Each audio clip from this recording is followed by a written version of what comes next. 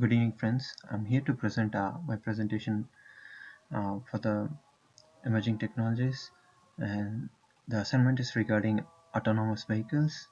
The reason I have chosen this topic is it's kind of like more interesting how it works. With the auto show which happened recently, I was kind of like amazed how the technology is working around in the automobile industry, how much connectivity the automobile industry is like using, and they're making life easy for plenty of people around. For example, Ford has been introducing the Cirrus connectivity, through which like you can connect your smartphones, you can connect your home device security systems. And my topic today is autonomous vehicles. Autonomous vehicles can be also called as driverless cars, self-driving cars, robotic cars. These are the vehicles like which are created, which are capable of sensing actually the environment around them, the objects around them through sensors, and they navigate without any kind of human intervention. And going forward, let's look into the agenda of the presentation, and I'll quickly run through the overview on the autonomous vehicles. I'll give the background information of it, and let's look into the first look at the Google self-driving project and what are the misconceptions of the autonomous cars, and what are the risk factors and potential challenges, and what are the opportunities for future applications, and then I'll conclude the presentation. Autonomous vehicles are like driverless vehicles, as I told earlier. Those are like self-driving.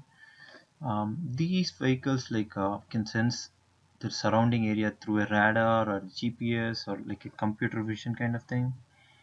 It is like a quickly evolving technology.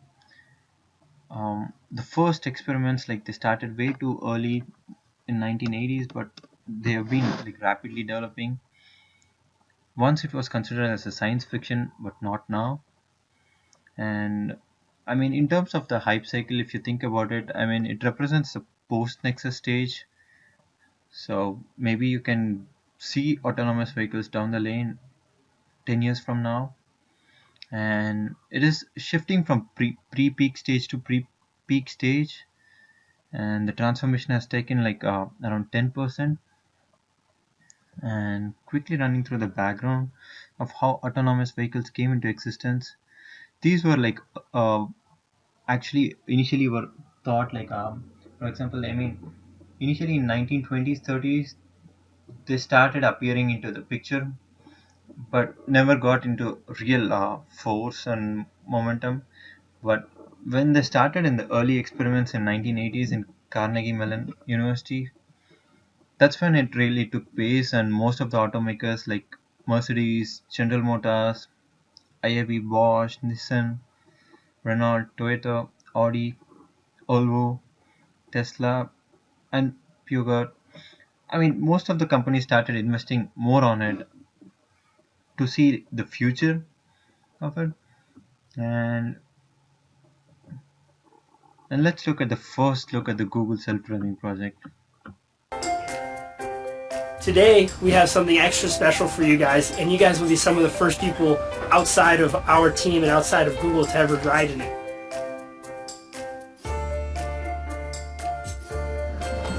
Oh, there it is. Oh, isn't that cute?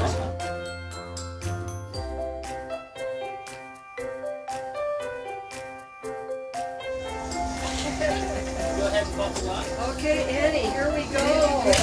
Yeah. All right, Connie, let's go. There's no steering wheel in the way. It was a big decision for us to go and start building our purpose-built vehicles for this. And really, they're prototype vehicles. They were a chance for us to explore what does it really mean to have a self-driving vehicle. But in the small amount of time we've been working on it, we have functional prototypes, and that's exciting. It's really cool. It was like really kind of a space age experience. Okay. Hooray. We're like queens. Yeah. You said relax. You don't need to do nothing. It knows when it needs to stop. It knows when it needs to go. It actually rides better than my own car. Yes, sure. What she really liked was that it slowed down before it went around a curve and then accelerated In the in the curve. curve. She's always trying to get me to do it that way. That's the way I learned in a high school driver's ed.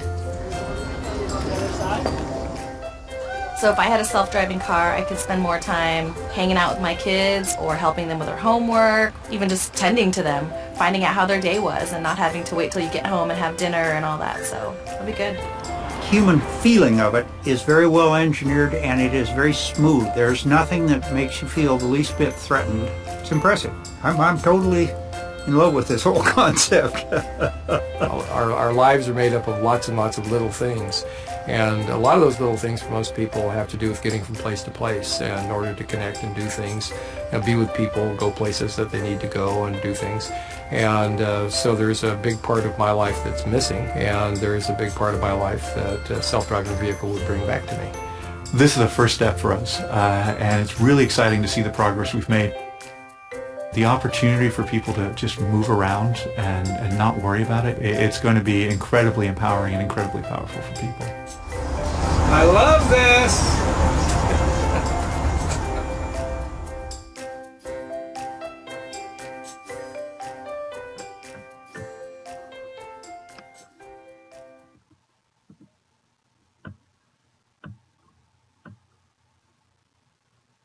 Let's go through the misconceptions of this autonomous car.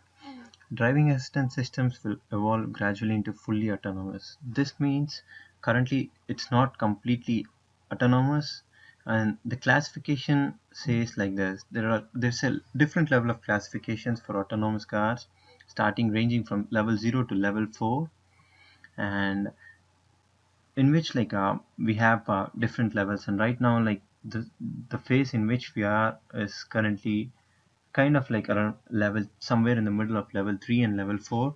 So we are getting to that point where we can see fully autonomous cars maybe 10 years from now. And thus the first models of fully autonomous cars will be targeted to consumers, will be available for purchase. We have to wait and see regarding this, because with the standards and the road safety instructions differ from each and every state. So we gotta see how this would be programmed into these cars. And self-driving cars are controlled by classic computer algorithms. This means that, like, are we looking into a series of codes which might malfunction or something like that? You don't know. You have to wait and see, and you gotta test everything until it gets refined. And public demonstrations of self-driving cars can provide an indication of their capabilities. Yes, once the self-driving cars are around, probably once they interact more with the public, and based on the feedback, we can refine this, and probably like car manufacturing companies might come up with new strategies to adapt to the customer requirements. And the next one is, do self-driving cars need to make the right ethical judgments? This is kind of like really important, because whenever like there's an old person, maybe a dog or something like that, comes in a way like in the middle of the road, how is it going to react? So these kind of judgments needs to be, I mean, it has to be seen, because humans might make the right ethical judgments, but machines, I doubt that. And let's see the hype cycle and where the autonomous vehicles look at. And right now in the benefit rating, it looks at as a transformational market. This means that the cars, once they hit the market, it's gonna peak, and right now, like, it has penetrated into audience of 1 to 5% of the target audience. Maybe the industries are looking around like maybe like in the higher 40s. So once they're there, they might start introducing them into the market. And the maturity level, right now they're at an embryonic stage. As we go through the challenges, we might understand like where it is right now. And some of the sample vendors, you can see Continental Automotive Systems, the big one. We saw the Google, and there are plenty of market vendors like who are trying to gather pace and get into this industry. And some of the potential challenges, risks, and costs related are, the first one is the legal and the regulatory requirements. As always, these are like pretty important, and these legislations differ from state to state, which is kind of like a huge challenge, and you never know the state tax and this kind of factors might vary from state to state.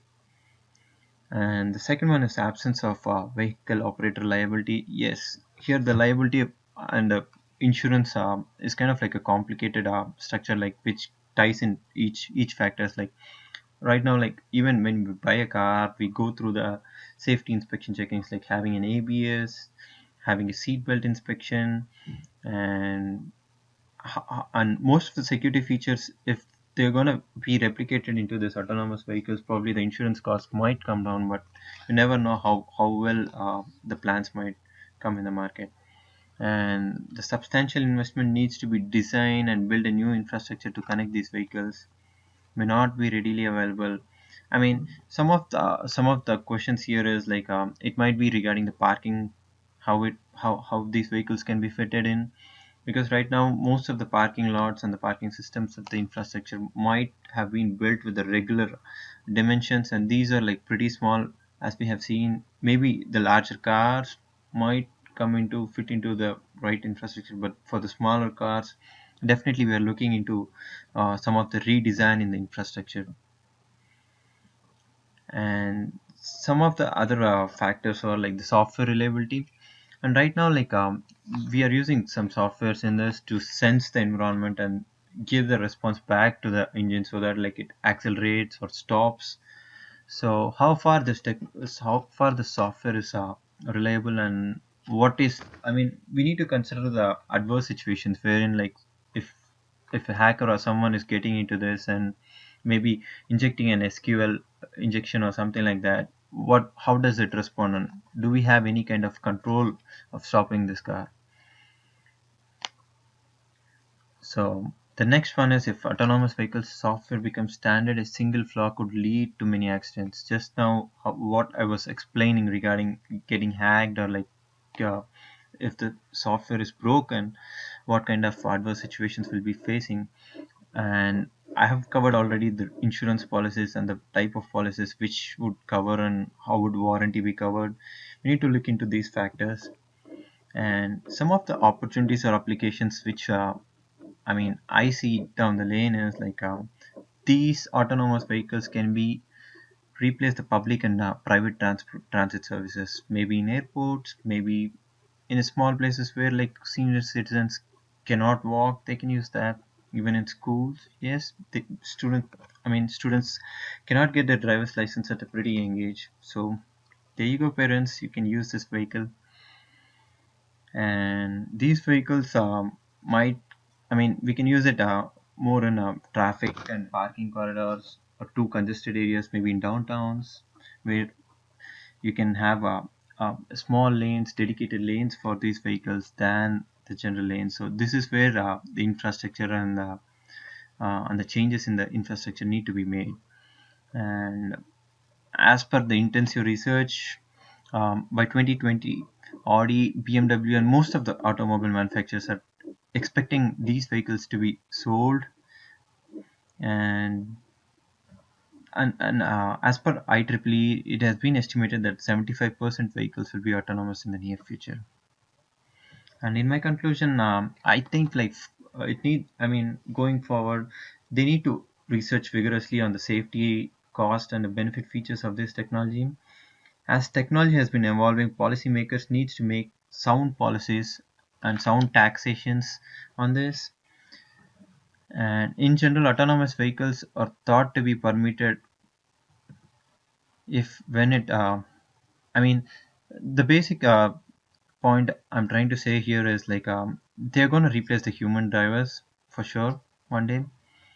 So maybe the human error in accidents might decrease.